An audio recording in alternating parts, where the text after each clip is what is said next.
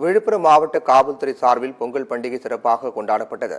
விழுப்புரம் மாவட்ட சரக காவல்துறை துணைத் தலைவர் திசாமித்தல் மற்றும் மாவட்ட காவல் கண்காணிப்பாளர் தீபக் சிவா தலைமையில் காக்குப்பம் ஆயுதப்படை வளாகத்தில் பொங்கல் பண்டிகை கொண்டாடும் நிகழ்ச்சி நடைபெற்றது.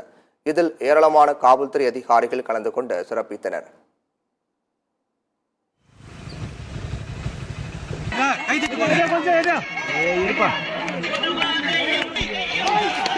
கொஞ்சம்